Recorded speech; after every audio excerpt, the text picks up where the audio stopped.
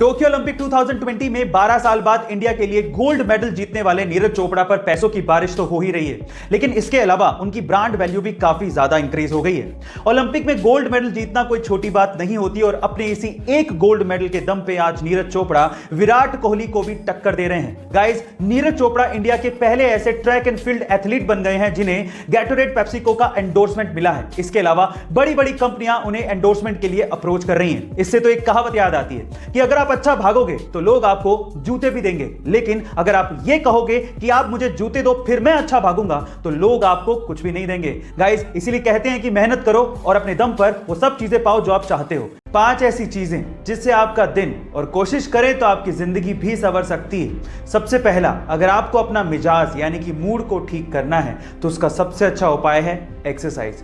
दूसरा, अगर आपको अपना डिसीजन पावर और कंफ्यूजन का लेवल ठीक करना है तो उसका सबसे अच्छा उपाय है मेडिटेशन।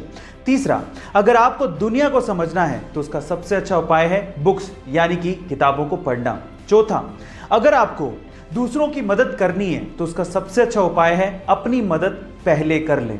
और पांचवा, अगर आपको तेजी से सीखना है तो उसका सबसे अच्छा उपाय है कि आप मजे से सीखें। इस दुनिया में कोई अमीर है तो कोई गरीब, पर सवाल यह है कि इतना फर्क है क्यों?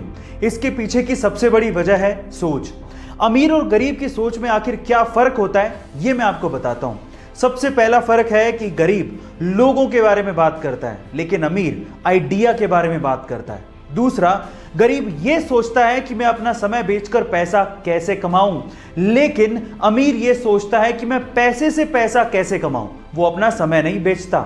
और तीसरा, गरीब सिर्फ तेजी से बातें करता है, लेकिन अमीर तेजी से काम करता है। यही सबसे बड़ा फर्क है। गाइस, कुछ खाने पीने की चीजों को लेके काफी ज्यादा मिथ है, चलिए आज उसके बारे में बात करते हैं। सबसे पहला, ऐसा आपने बार बार सुना होगा कि हर दिन एक सेब खाने से आप डॉक्टर से दूर रहेंगे, लेकिन ऐसा नहीं है।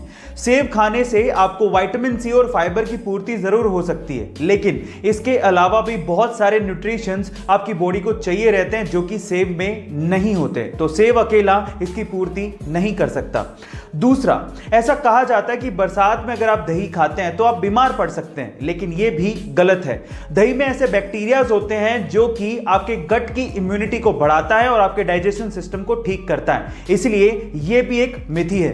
गाइस, आपको दोनों फैक्ट कैसे लगे कमेंट सेक्शन में जरूर लिखिएगा और ऐसे अमेजिंग हेल्थ वीडियोस के लिए शेयर, सब्सक्राइब एंड लाइक। मिलते हैं अगली वीडियो में।